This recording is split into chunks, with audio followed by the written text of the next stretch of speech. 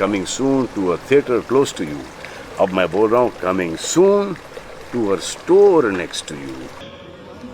दानिश भी है, अब है नहीं मालूम, तो दानिश अबरार साहब है। अब आप ये बताइए कि इनके रहने नहीं रहने से क्या फायदा हुआ है आपको? आप बताइए कि इनके रहने से क्या इन्होंने कोई आवाज उठाई? क्या इन्होंने कभी जाकर अपने मुख्यमंत्री से कहा कि जुनैद और नसीर को जिंदा उठाकर राजस्थान से ले जाकर हरियाणा में जला दिया गया, तो क्या दानिश अबरार साहब अपने मुख्यमंत्री के पास जाकर कुछ बोल सके? क्यों नहीं बोल सके? इसलिए नहीं बोल सके क्योंकि उनको मतलब इतना ही है कि बस मैं जीत जाऊं और जितना भी जो लोग मुझे वोट डाले या जो डालने नहीं डाले या फिर जो किसी जगह पर है उनके जीने और मरने से मुझे मतलब नहीं, बस मैं जीत कर आऊं, मैं जिंदा रहूं तो बस काफी है। अब आप बताइए कि ऐसा कब तक चलेगा?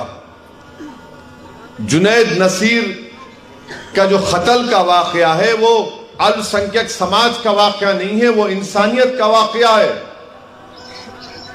वो मेवात में जरूर है, मगर भारत के कोने कोने में जिस किसी ने जुनैद और नसीर के कत्ल की दास्तान सुनी, वो उनका कलेजा तड़प गया, उनको दिली तकलीफ हुई। मगर यहां पर आपके विधायक साहब जीत कर तो आ गए मगर अपना मुंह नहीं खोलना चाहते हैं, और अगर वो खोलना भी चाहते तो अशोक गहलोत उसकी इजाजत भी नहीं देते उनको। अभी हमने सुना हमारे मजलिस के उम्मीदवार उनको एक अच्छा नाम दिए। आप बताइए कि ये क्या है? ये आप पुलिस के जरिए किसी को पिटाते हैं, ये कौन सा इनको मजा आता है इन चीजों में? आप पुलिस से कहते हैं अगर वो सच है जो कह रहे हैं कि वीडियो बनाकर मुझे दिखाओ तो मैं तुमने कैसे मारा किसी नौजवान को।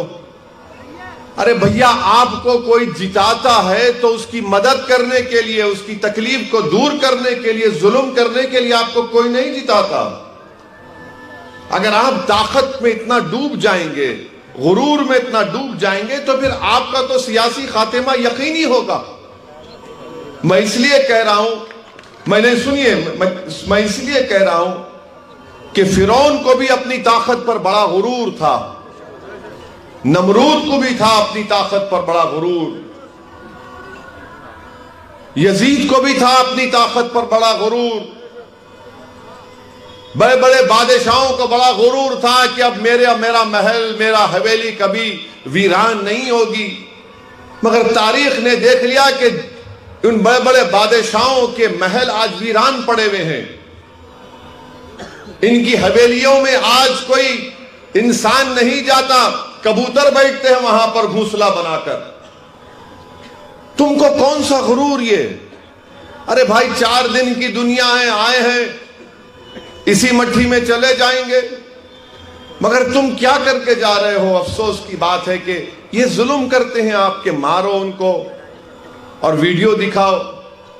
अरे भाई, इख्तिदार जब फिरौन के पास नहीं रहा, नमरूद के पास नहीं रहा, अलेक्जेंडर के पास नहीं रहा, मुगलों के पास नहीं रहा, किसके पास रहेगा इख्तिदार?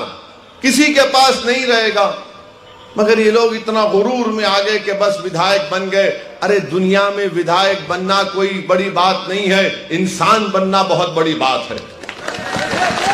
अफसोस होता है कि इस तरह की बातें जब सुना मैं बैठकर यहां पर, मगर हमको और आपको सवाल करना है, गलती तो आपकी है ना, गलती आपकी है। मैं खुल के कह रहा हूं आपसे, बुरा मत मानिए। आपने ऐसे आदमी को वोट क्यों दिया? आपने समझा कि शायद ये अच्छा मर, आपने ऐसे आदमी को वोट दिया जो मुंह ही नहीं खोलता, कुछ काम करने के लायक नहीं है। और फिर कांग्रेस के जो मुस्लिम नेता हैं वो कहते हैं कि अगर मजलिस 1-2 सीट जीत जाएगी तो क्या होगा।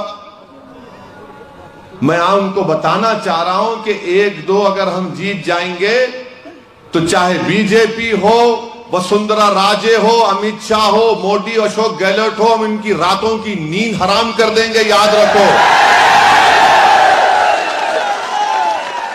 तुम 1-2 की बात कर रहे हो। भारत की पार्लियामेंट में खाली 2 मजलिस के लोकसभा के मेंबर हैं और 2 खड़े हो जाते तो बीजेपी के 300 पर भारी हो जाते हैं लोग। तो ये कांग्रेस के नेताओं